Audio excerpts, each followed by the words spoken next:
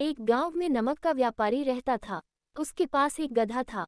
व्यापारी रोज अपने गोदाम से दुकान तक नमक ले जाने के लिए गधे का इस्तेमाल किया करता था। वह नमक को बोरी में भरकर गधे की पीठ पर लाद देता और उसके साथ साथ चलता हुआ दुकान तक आता था। व्यापारी का गधा आलसी प्रवृत्ति का था। काम से बचने के लिए वह नित नए उपाय सोचता रहता था। गोदाम से दुकान तक के रास्ते में एक नदी पड़ती थी, जिस पर एक छोटा पुल बना हुआ है। एक दिन नदी पर बने पुल पर चलते समय अचानक गधे का पैर फिसला और वह नदी में जा गिरा। नदी के पानी से नमक की बोरी भीग गई।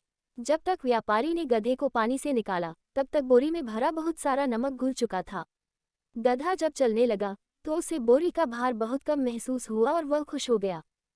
उसने सोचा कि अपने ऊपर लदा बोझ हल्का करने का ये बहुत बढ़िया तरीका है। अगले दिन वह जानबूझकर नदी में गिर पड़ा। नमक पानी में घुल जाने से बोरी का वजन फिर कम हो गया।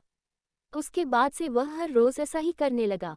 रोज रोज गधे की ये हरकत देखकर व्यापारी उसकी चालाकी समझ गया। उसने गधे को सबक सिखाने का फैसला कर लिया और अगले दिन बोरी में नमक के स्थान पर रुई भरकर गधे की पीठ पर लाद दिया। रुई हल्की थी। इसके बाद भी आलसी गधे ने सोचा कि क्यों न रोज की तरह नदी के पानी में गिरकर इस वजन को और कम कर लिया जाए। इसलिए वह जानबूझकर नदी में गिर पड़ा। लेकिन इस बार बोरी में नमक नहीं बल्कि रुई थी। पानी में भीगकर रुई का वजन कई गुना बढ़ गया। गधा जब उठकर चलने को हुआ तो इतने भारी बोझ से उसका बुरा हाल हो गया। उस दिन के बाद से उसने कभी आलस न करने का निर्णय किया। सीख 1। आलस का फल कभी न कभी मिल ही जाता है।